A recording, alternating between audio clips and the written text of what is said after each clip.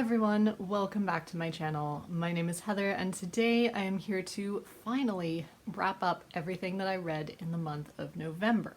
Yes, it has been delayed. December is always a very busy and stressful month, but it seems like particularly this year, although there is some fun stuff happening in there as well. So let's get to it. Firstly, I need to tell you about the audiobook that I read last month. I've really been enjoying listening to audiobooks on my lunch break at work. And so this month I listened to the first in the Incorrigible Children of Ashton Place series, which I believe is called The Mysterious Howling. This series came highly recommended. It is a middle grade series about, I can't remember the character's actual name, but about a young woman who goes to Ashton Place as a governess. This is her first job, and she soon discovers that among the many odd things going on in this house, the children that she is expected to raise have literally been raised by wolves.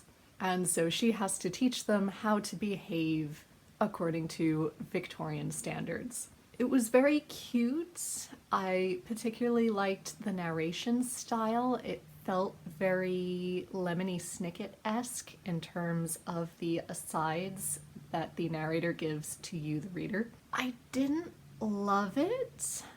I know that it's a series, and so many of the loose ends that were created will be tied up in later books. I don't know, something about it just didn't let me latch onto it and love these characters with all my heart, as I know some people do. But it was a very cute series, and so eventually, if I feel the urge, I may continue with the series as well. Then I participated in 2 readathons for November, the first of which was the Gilmore Girls readathon, which I think happened in the first or second full week of November. And for this I read 3 books. The first, and possibly my favorite, was Anne Veronica by H.G. Wells.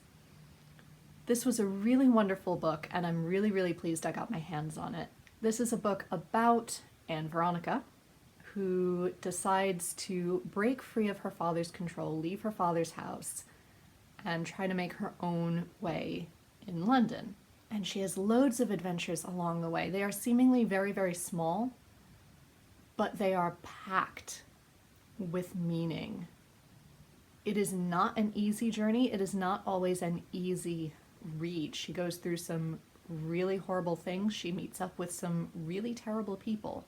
But I love the way that it confronts everything that women were up against.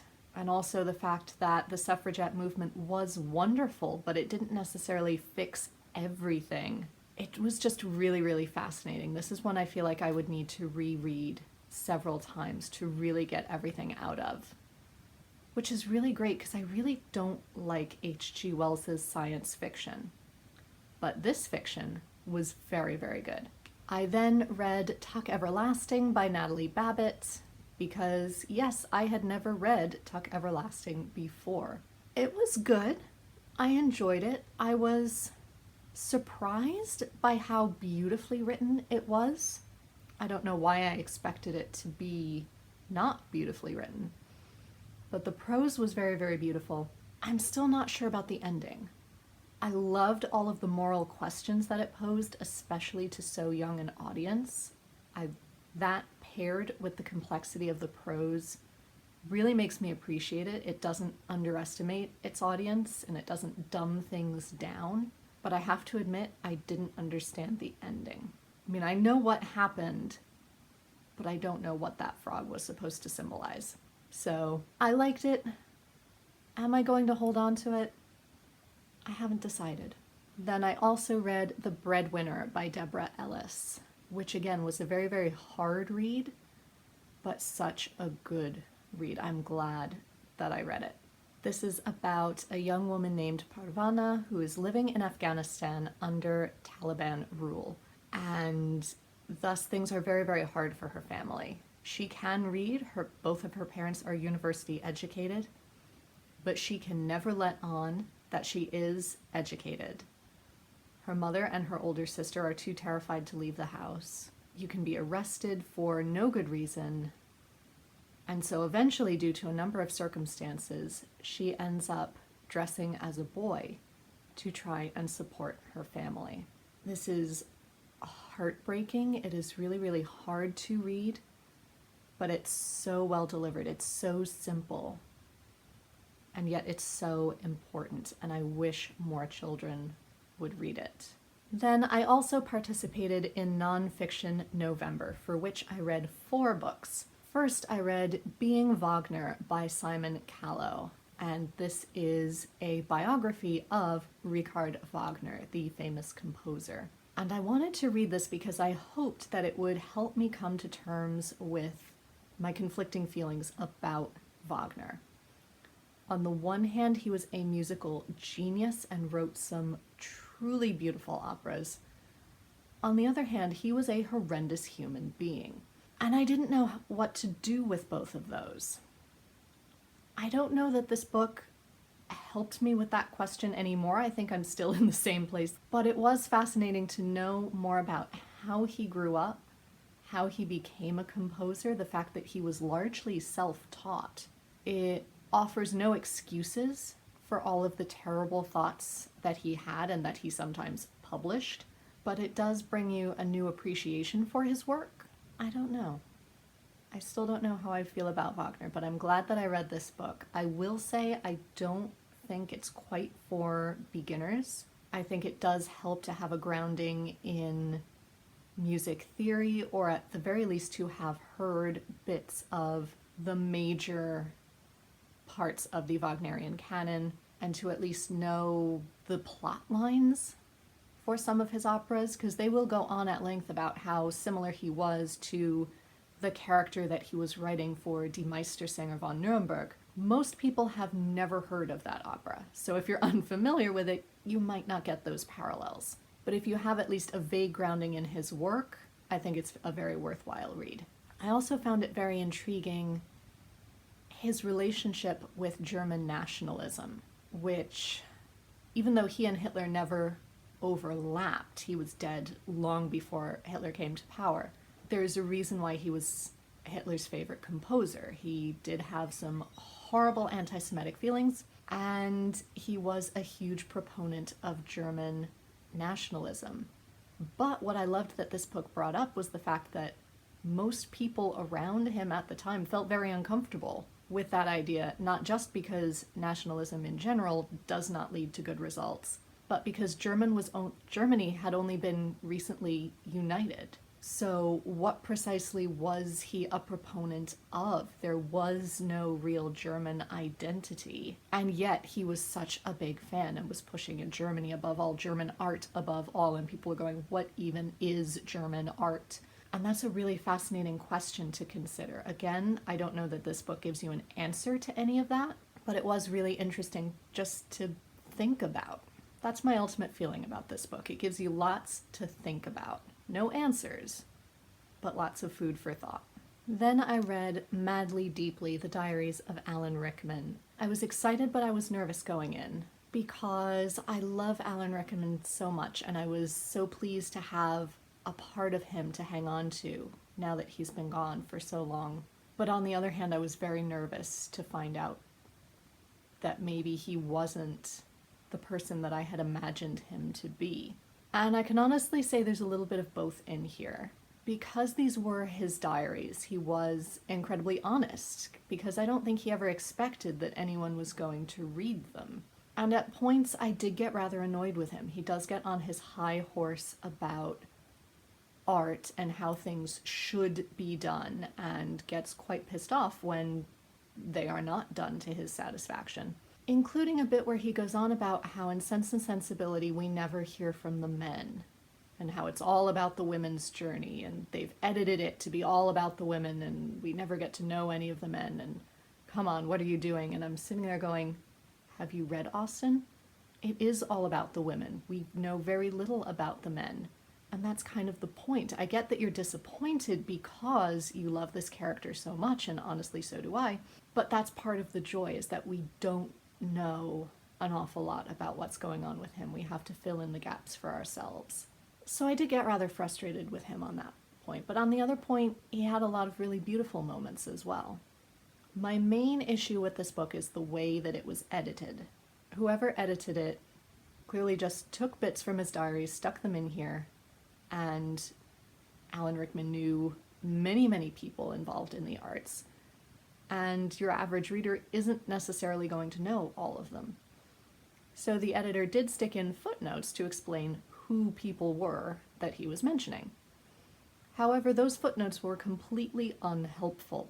Because, for example, right at the very beginning, he says, "Arrive home, switch on BBC Two, Pina Bausch." Clearly he's watching or listening something about Pina Bausch, whoever that was. And there's a footnote there to tell you. The footnote says, "German dancer and choreographer, 1940 to 2009. That does not help me. I still don't know who Pina Bausch is. And apart from that, he doesn't seem to have done very much in terms of editing, so I don't know. I don't know how I felt about it. I still love him as an actor, and indeed as a director, but I don't know that these diaries were as well done as they could have been. I then read Watching the English by Kate Fox. And I went into this thinking that it would be a quite funny look at English behavior. And in a way it is. But I never expected that it would be as academic as it is. This is a full-on sociology report about what it is to be English, which was kind of fun. It had me exercising things that I learned in my Sociology 101 class and things that I learned from helping my roommate with her Anthropology 101 class and some projects that she had to do. But by and large, I didn't love the style as much. It wasn't quite what I was expecting, so that was a slight disappointment. But some of the observations that she made were absolutely true, and it helped me realize why a lot of the time I feel far more British than I do American.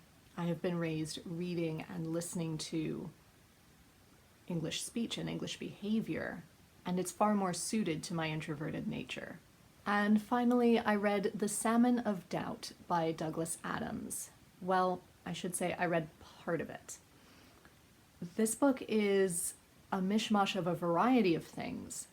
A lot of it are just bits and pieces of writing or interviews that were snagged off of Douglas Adams's 4 computers after he died. And then the back half is part of what would have been, we think, a new Dirk Gently novel. So I didn't read that one, first of all, because it's not nonfiction, and second of all, I didn't really like the Dirk Gently series, but I did greatly enjoy the first half, which is a bunch of essays and interviews or introductions to other books that Douglas Adams had been asked to write, and those were fantastic. I love his sense of humor. I love that this book pointed out to me that Douglas Adams was a huge fan of P.G. Wodehouse, which I never knew before, but I can so see that influence in his writing now. You can just tell that he took so much inspiration from Wodehouse's style of writing because they both have such a distinct style. There's a rhythm to the way that they both write that you have to hear, otherwise it's not funny. So I think the introduction to the P.G. Wodehouse book was my absolute favorite, followed by his essay about how to make a proper cup of tea. Just some really lovely things that I really enjoyed. And then finally, right at the end of Thanksgiving break, I did it. I finished Vanity Fair by William Makepeace Thackeray. And I really enjoyed it. It was really, really lovely. I felt like the ending was a little bit rushed or a little bit shallower than the rest of the novel, but I really loved the rest of the novel. It did not feel like a slog, considering how long it is. It didn't feel like he went on pointless tangents. There were never points where I was sitting there going, come on, get on with it. When is this going to link back to the main story?